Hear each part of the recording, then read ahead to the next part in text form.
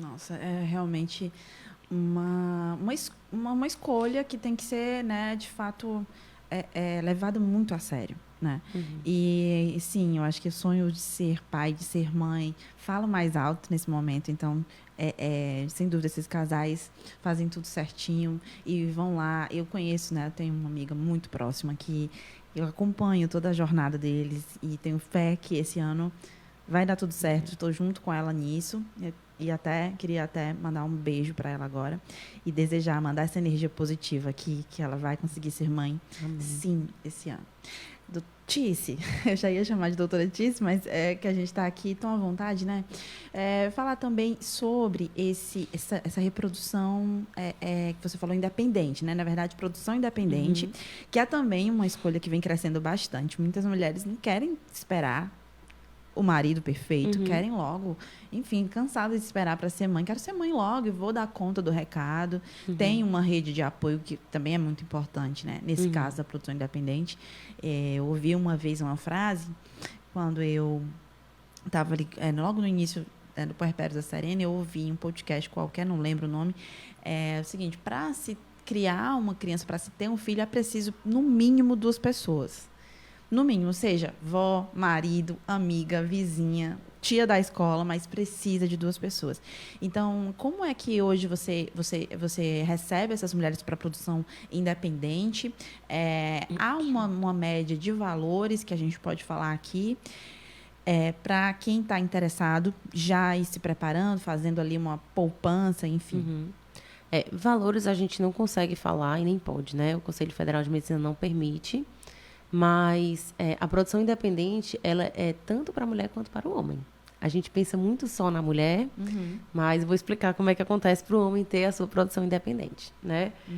Geralmente, quem procura é a mulher, tá? Então, ela vai captar os óvulos dela e existe o banco de sêmen, né? O banco de sêmen pode ser nacional ou internacional e ela escolhe as características do doador, tá? Ela escolhendo as características, forma-se o embrião e faz-se a transferência embrionária, tá? No caso do homem, quando o homem busca a sua produção independente, que é bem mais raro, né? Porque a gente cresce com esse instinto materno, né? A gente brinca de boneca, mas os meninos brincam de caminhão, né? De carro. Então, assim, a gente cresce com esse desejo da maternidade. Então, para os homens é mais difícil eles procurarem, mas existe. E eles dão o sêmen, né? O homem, ele pega o sêmen dele com o óvulo do banco de óvulos, né? Óvulos doados, forma um embrião e aí ele precisa de uma barriga solidária. Essa barriga solidária precisa ser de parente, né? Precisa ter parentesco próximo. E no Brasil não existe nada pago, tá? É tudo doado. Então, não existe aquele termo que a gente fala barriga de aluguel, né? Não se paga pela barriga de aluguel. Por isso que a barriga solidária, ela tem que ser de alguém da família. E a gente chama, na verdade, também de útero de substituição, né? Então, tem essas duas formas, tá? Quando você forma os seus embriões, sempre vão ter embriões remanescentes, né? Geralmente tem. Então, você não precisa usar todos de uma vez. Esse é o ponto-chave e o ponto importante da reprodução humana.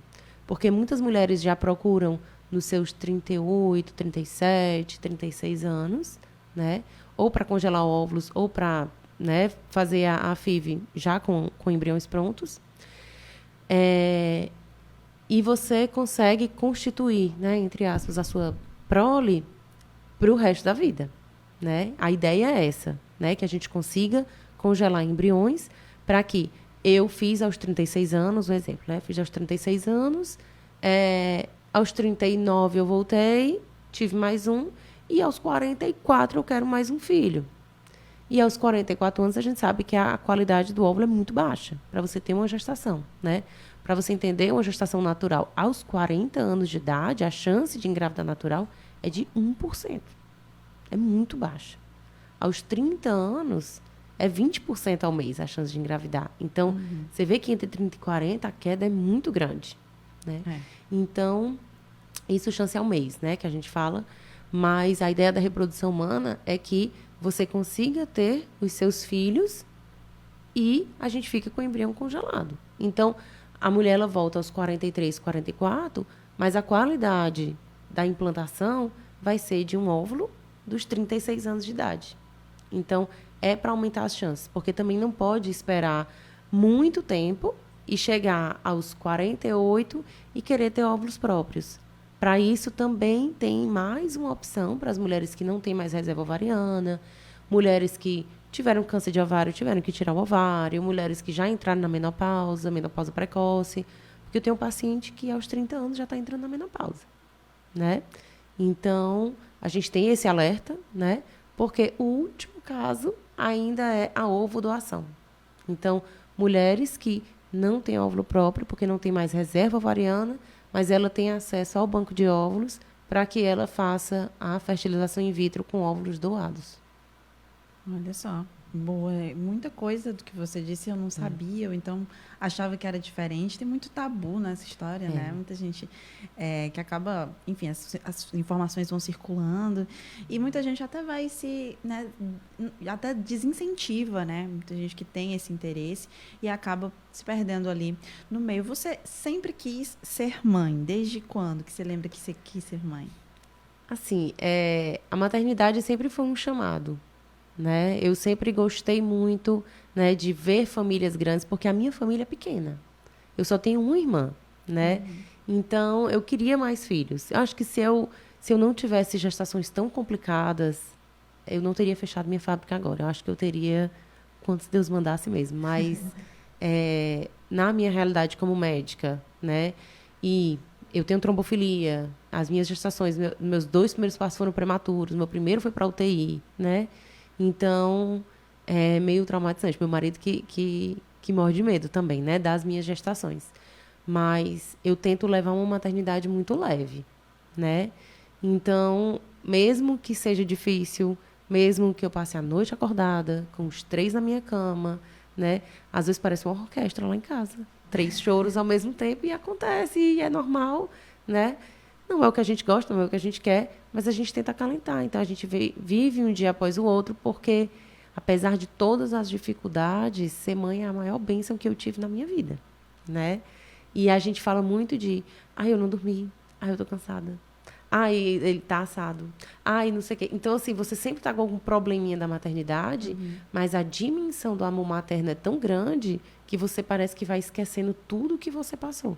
Você esquece o que você passou na gestação de dores, você esquece o que você passou na privação de sono, das dores para a amamentação. E a gente vai passando por cada etapa, e eu sempre acho que essa etapa agora é a mais gostosa. Aí passa mais 6 meses. Não, agora, de fato, é a mais gostosa. Então, você vai crescendo junto com a criança, porque a gente acha que está ensinando aos nossos filhos, mas eles estão ensinando a gente, né? Sem dúvidas. A gente aprende todo dia a ser um ser humano melhor, a ser um profissional melhor, né? Porque muitas pessoas também acham que, eu vou ser mãe e eu vou acabar com a minha vida profissional. E eu discordo, né? Hoje, eu tenho muito mais força de vontade de ser uma profissional melhor, de estudar mais, de ter mais qualidade no meu atendimento, para eu ter mais tempo de qualidade com os meus filhos, né? Sem dúvidas disso. Então, é crescimento de tudo ao mesmo tempo. Né? Sem dúvidas. Eu até escrevi um artigo uma vez, acho que foi no ano passado, sobre os índices de empresas que demitem mães quando voltam da licença maternidade. É um problema que a gente sabe que existe, né? Não adianta fechar os olhos para isso.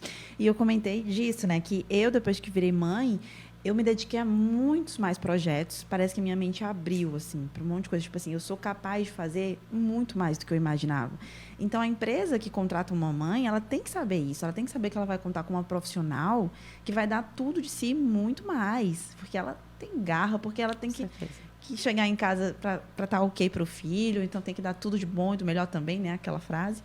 Então, sem dúvidas, vamos desmistificar isso de que a maternidade, então, não dá, né? Para você crescer na carreira. Porque se quer ser mãe, não tem nada a ver isso, não né? Exatamente, não tem nada a ver. Nada Até a ver. Porque hoje os pais também são diferentes. Sim. Né? Os pais de antigamente, né? Eu falo das famílias que têm pai e mãe, né? Os pais de antigamente não trocavam a fralda, não ajudavam, né, nas madrugadas. Eu digo assim, pelos relatos, eu não estou falando algo da minha cabeça. Eu falo porque realmente a gente vem de um aprendizado, né? Assim. Então, eu e meu marido, a gente divide tarefas. Ele não me ajuda. Ele Ele é o também é pai. médico, né? Ele é o pai, eu sou a mãe, e nós dividimos tarefas. Porque ele não me ajuda, porque ele não está me fazendo um favor. Ele está fazendo pelos filhos dele o que a mãe também faz pelos filhos, né? Sim. Então, hoje a gente tem que ter esse pensamento de cuidado, né, dos dois lados. Quem estiver, que vai ajudar, né? Porque nós fizemos juntos, nós vamos crescer juntos, né? Sem dúvidas. E você mencionou agora essa questão da paternidade que vem mudando. Isso é um fato, né? A gente já está mudando tudo. Então, claro, os pais também criaram também, ainda bem, um pouco tardio, né? Porque já estava na hora de assumir também essa questão, de dividir, né? Pau a pau. Uhum. E eu queria que você mencionasse hoje, né? Para você, quem é a sua rede de apoio além do seu marido? Né? Quem que te ajuda no dia a dia? Então, a minha rede de apoio é ampla, porque para dar conta, eu conto demais com as pessoas que trabalham na minha casa, né? As babás, a funcionária da casa, que tem todo carinho com os meus filhos. A minha mãe, né? Minha mãe, minha irmã é minha vizinha, né? Então, ela passa, pega os da minha irmã, minha mãe é uma vozona, sabe? Assim, ela brinca e faz tudo, né? Meu pai, minha mãe, minha sogra, meu sogro, a minha irmã, né? E então, assim, toda vida que eu preciso, né? E as madrinhas dos meus filhos, né? Que a minha irmã é madrinha de um, né? E minha cunhada e minha prima, que são madrinhas das meninas também. Então, os padrinhos, né? Meu sogro, minha sogra, meu pai, minha mãe, minhas funcionárias da escola, enfim. Eu não passo perrengue, não. Eu ligo para todo mundo. Alguém vai me ajudar. Sem dúvidas, Tice. Eu queria também voltar aqui agora ao nosso assunto da reprodução assistida. Quando que você se interessou por essa área dentro da medicina? Quando que realmente despertou? Teve a ver com alguma questão sua pessoal ou não? Desde o princípio da faculdade você já sabia que queria ir por aí? Então, eu entrei na faculdade de medicina querendo ser dermatologista. Porque o meu avô era dermatologista, né? Ele era minha referência na medicina. E quando eu passei pela ginecologia e obstetrícia na faculdade, me apaixonei. E quando eu estava na residência, quase todas as residências médicas do Brasil são no SUS. Então, lá tinha um ambulatório de perda gestacional e ali parava, porque não tinha o que fazer. Nem conseguia investigar direito, né? Tinha também um ambulatório de infertilidade, mas a gente era muito limitado. E eu ficava, e agora eu não estou mais entendendo. Daqui eu vou para onde? E faz o quê? Então, foi quando eu falei com o doutor Evangelista, né, o doutor Evangelista Torquato, e ele, sem me conhecer, me acolheu como uma filha, e eu estou lá desde 2017, né, com ele. Então, eu entrei nesse processo de aprendizado, fiz reprodução humana em São Paulo, e não larguei mais. Então, foi por sentir a falta do que estava acontecendo, né? Depois foi só agregando, né? Eu descobri que eu tinha endometriose, que eu tinha obstrução de uma das trompas, né? Parcial. Alfredinho eu tive que fazer indução para conseguir engravidar. O segundo bebê também, acabei perdendo. E eu acho que tudo que eu passei na minha vida acabou afunilando o meu perfil de paciente, né? Então, hoje, eu acho que 95% dos casais que eu recebo já perderam bebês, né?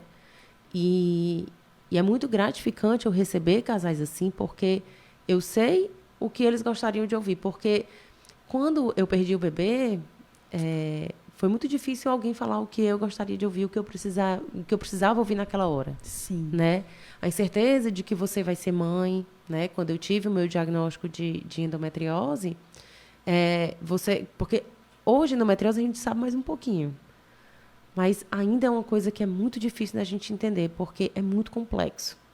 Então, às vezes ela é muito agressiva para uma mulher, muito lenta para outra, né?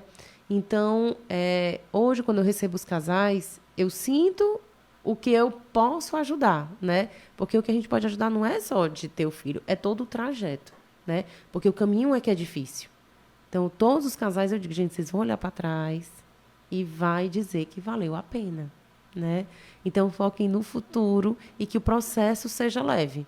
Porque se for um processo doloroso, difícil, que você, né, deixa a peteca cair, que você fica chateada, às vezes tem paciente que vem lá no consultório e aí eu fecho o diagnóstico e que tem que ir para a fertilização in vitro, eles somem, voltam um ano depois, a reserva já está mais baixa, a endometriose está pior, e a gente tem um pouco mais de dificuldade de passar pelo processo. Então, é isso, né? Eu digo, a gente vai segurar na mão, vai até o final e não desista. Não desista do seu sonho. É isso, né? Meio que você tem que fazer também esse acompanhamento, porque o psicológico desses pacientes também é muito importante, conta muito. Claro que ninguém vai conseguir manter ali 100% do psicológico, impossível, É né? difícil. É difícil porque você vive numa incerteza, né? A reprodução humana, ela não lhe dá 100% de certeza de nada. A medicina não lhe dá. Mas a gente trabalha com probabilidades, né? Eu sempre digo para os casais, eu não lhe garanto que vai dar certo. Eu lhe garanto que eu vou fazer de tudo para dar certo, né?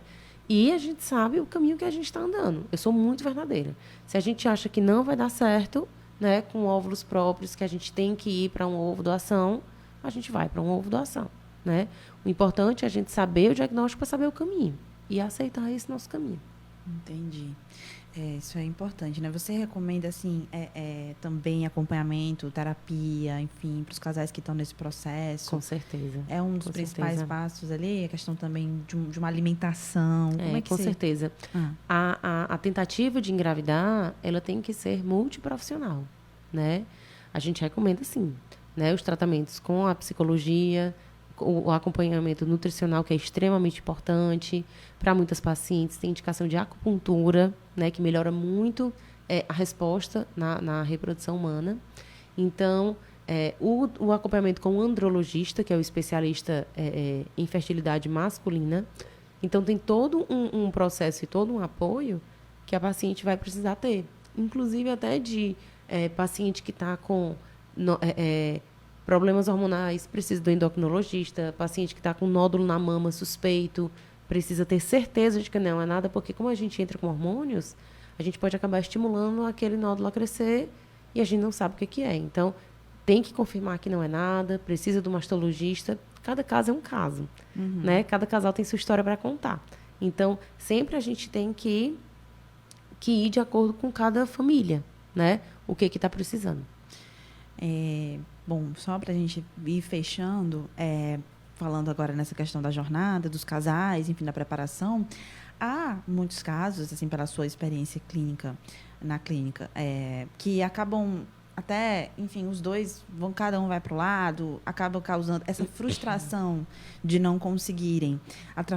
Pode atrapalhar o relacionamento. O que você indicaria para quem está passando por isso, né? Porque muita gente acaba sofrendo essas crises, né, no meio do processo.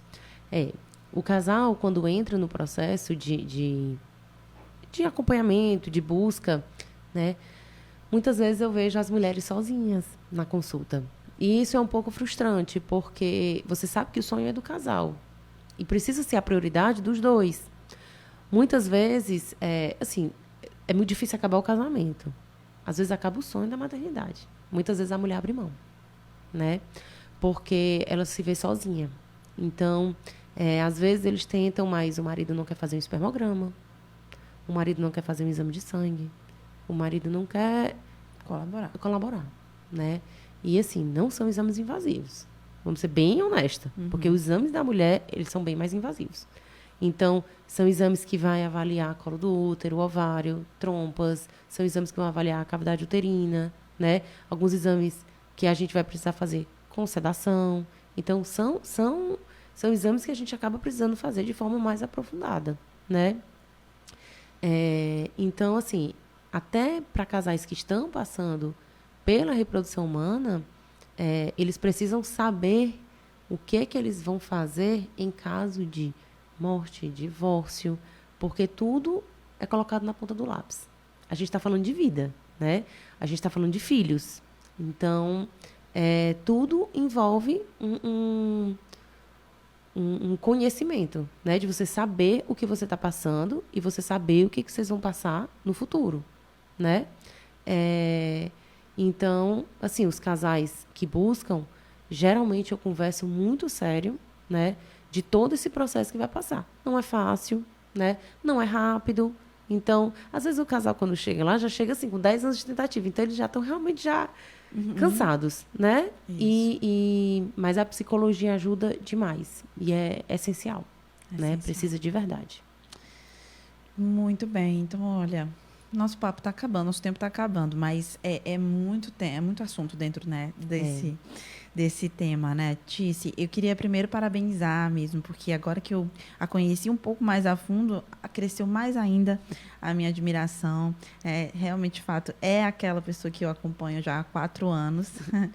E desejar tudo de bom, né, para você, para sua família, que é linda, e que você continue ajudando tantas famílias, né? E quem tiver aí também acompanhando a gente, ou que depois vai ver essa live, porque muita gente acaba acessando depois, né, o conteúdo.